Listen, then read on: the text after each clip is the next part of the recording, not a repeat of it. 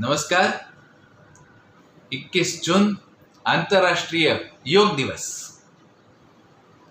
इस वक्त हम बात करेंगे योग का अर्थ सचमुच में क्या है। समग्र योग की एक चौंकाने वाली परिभाषा हम जानेंगे इस वीडियो के माध्यम से। मित्रों, जब भी हम योग शब्द सुनते हैं तो अधिकांश लोगों के मन में तुरंत ही चित्र उभरता है। कोई व्यक्ति एक चटाई पर बैठा है और आसन कर रहा है, शरीर को मोड़ रहा है या प्राणायाम कर रहा है।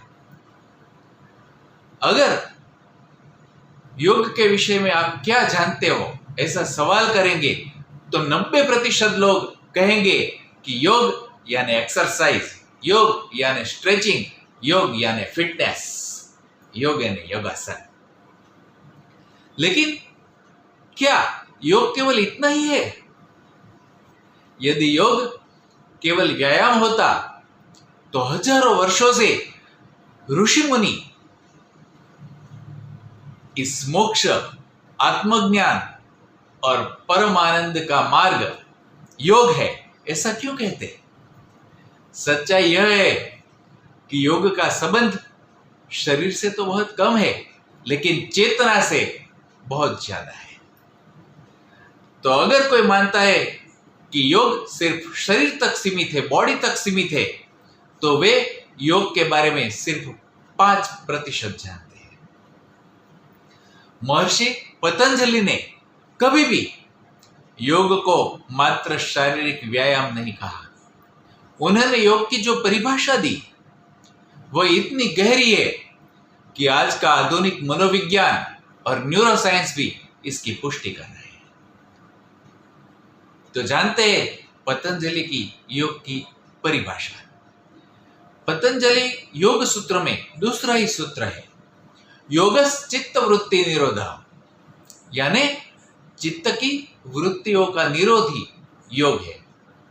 यहां कहीं भी शरीर को मोड़ने, खींचने या किसी आसन का उल्लेख नहीं है। योग का अर्थ है मन की अशांति का शांत होना, विचारों की भीड़ से मुक्त होना, निर्विचार स्थिति तक पहुंचना, स्वयं को सही रूप में जानना, अपने वास्तविक स्वरूप में स्थापित होना। तो मित्रों, आधुनिक मनोविज्ञान क्या कहता है? आज का आधुनिक विज्ञान बताता है कि मनुष्य के मस्तिष्क में प्रतिदिन लगभग 60,000 से अधिक विचार आते हैं।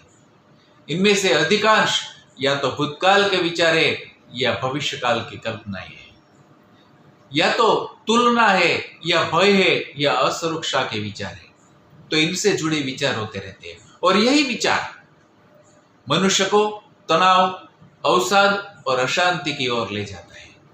जबकि महर्षि पतंजलि 2000 साल पहले कह चुके थे कि समस्या संसार नहीं, चित्त की वृत्तियां है, मन के विचार है। एक सुंदर उदाहरण देखते हैं हम। कल्पना कीजिए कि आपकी कार बिल्कुल नहीं है, उसका इंजन शक्तिशाली है, लेकिन ड्राइवर नशे में है। तो क्या कार आपको सही स्थान पर पहुंचा पाएगी? नहीं। उसी प्रकार यह शरीर जो है वो कार है, मन ड्राइवर है और आत्मा वास्तविक मालिक है। आज अधिकांश लोग केवल कार को चमका रहे हैं, लेकिन ड्राइवर को प्रशिक्षित नहीं कर रहे हैं। तो योग ड्राइवर को प्रशिक्षित करने की कला है। मित्रों, योग का वास्तविक अर्थ है वो जोड़ना है। संस्कृत में युज धातु से योग शब्द बना है। युज का अर्थ है जोड़ना, टू ज्वाइन, मिलाना, एकत्व स्थापित करना। लेकिन क्या जोड़ना? तो अलग अलग स्तर पे अलग अलग अर्थ है। तो पहली बात, शरीर और मन का मिलन। अधिकांश लोग शरीर से कहीं और होते हैं और मन से कहीं और होते हैं, और योग उन्हें वर्तमान क्षण में लाता है, वर्तमान में आ जाता है। दूसरी बात, मन और आत्मा का मिलन। हम अपने विचार नहीं है, हम अपने भाव भी नहीं है, हम अपने पद पैसे या पहचान नहीं है। योग हमें हमारी वास्तविक पहचान से जोड़ता है। मित्रों, तीसरी बात है व्यक्ति और परम चेतना का मिलन। व्यक्ति के चेतना और विश्व चेतना का मिलन, दूसरे शब्दों में कहे तो आत्मा का परमात्मा से मिलन, यही योग का सर्वोच्च अर्थ है। जब व्यक्ति अनुभव करता है कि मैं केवल शरीर नहीं हूं, मैं शुद्ध चेतना हूं, मैं एक शुद्ध आत्मा हूं, मैं एक पवित्र आत्मा हूं, और इस अनुभूति हो जाती है, तब योग पूर्ण होता है। तो फिर आप कहोगे कि आसनों का क्या महत्व है, हम आसन करते हैं तो? मित्रों, आसन योग नहीं है। आसन योग का एक छोटा हिस्सा है, बहुत छोटा। मैं आपको समझाऊं कि योग के कई प्रकार हैं, जैसे हठ योग, राजयोग, मंत्र योग, दई योग, कुंडलिनी योग, ज्ञान योग, कर्म योग, भक्ति योग, तो अलग अलग कई विभिन्न प्रकार हैं। तो जिसमें भाव से जोड़ते हैं, शुद्ध भाव से जुड़ते हैं, तो भक्ति योग बन जाता है। ज्ञान के मार्ग से जाते हैं, ज्ञान मार्ग बन जाता है। कर्म से मार्ग से जाते हैं तो कर्मयोग बन जाता है। तो अधिकांश मार्गों में आसन की बात ही नहीं है, हठ योग के अलावा दूसरे योग में। हाँ, महर्षि पतंजलि जो थे, उन्होंने अपने समय की ज्यादातर जो भी योग विद्या थी वो जोड़ के एक साइंटिफिक मार्ग बनाया और उसे नाम दिया अष्टांग योग। तो अष्टांग योग के 8 अंग है: यम, नियम, आसन, प्राणायाम, प्रत्याहार, धारणा, ध्यान और समाधि, जिसके बारे में मैंने अलग से वीडियोस बनाए हैं, आप देख सकोगे। तो इसमें आसन तीसरे स्थान पर है, लेकिन 8 अंग में से एक अंग तो है। लेकिन महत्वपूर्ण बात यह है कि आसन की जो बात पतंजलि कहते हैं, वहां पर क्या व्याख्या दी है आसन की? स्थिर सुखम आसनम। जिस स्थिति में, जिस पोस्चर में आप लंबे समय तक सुखपूर्वक आराम से बैठ सके, उसे आसन कहे पतंजलि ने। यानी कि जो ध्यानात्मक आसन है, जो मेडिटेटिव पोस्चर से, उसके लिए आसन शब्द पतंजलि ने यूज किया है। आज जो फ्लेक्सिबिलिटी एक्सरसाइज जैसे चल रहे क्रियात्मक आसन है, उसका पतंजलि ने बात ही नहीं किया है। तो एक चौंका देने वाली बात है कि ये जो हम आसन करते हैं वो अलग है, ये पतंजलि ने जो योग बताया है और उसमें आसन बताया है वो भी अलग है। लेकिन ये आसन का ये महत्व है ध्यान के लिए। तो इसका अर्थ है आसन का उद्देश्य शरीर को ध्यान के लिए तैयार करना है। आसन साध्य है, साधन है, साध्य नहीं है, साधन है। तो मित्रों, आधुनिक जीवन में सबसे बड़ी समस्या क्या है? आज का मनुष्य पहले से अधिक सुविधाओं प्राप्त कर चुका है, लेकिन तनाव बढ़ गया है, चिंता बढ़ गई है, अकेलापन बढ़ गया है। क्यों? क्योंकि हमने बाहरी विकास तो कर लिया है, लेकिन आंतरिक विकास नहीं किया ना। तो योग आंतरिक विकास का विज्ञान है। मित्रों, तो योग को हमें समग्र रूप से जानना चाहिए। तो समग्र योग क्या है? समग्र योग का अर्थ है जीवन के हर क्षेत्र में योग।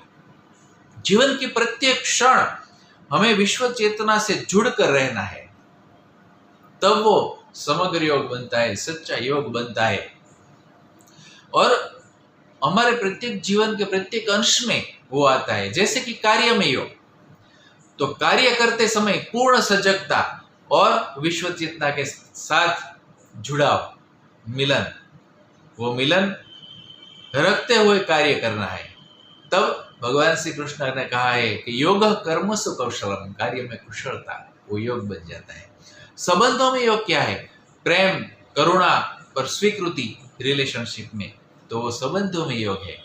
मित्रों, विचारों में योग, जब तक निर्विचार अवस्था प्राप्त नहीं होती है ध्यान की उच्च स्थिति में, तब तक विचार जो आते हैं उसमें नकारात्मकता न हो, लेकिन सकारात्मकता और विवेक हो तो विचार का योग है।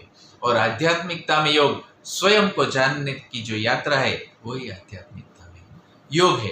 मित्रों, भगवान श्री कृष्ण ने कहा है भगवत गीता में कि समत्वम योग उच्यते, यानी कि समभाव ही योग है।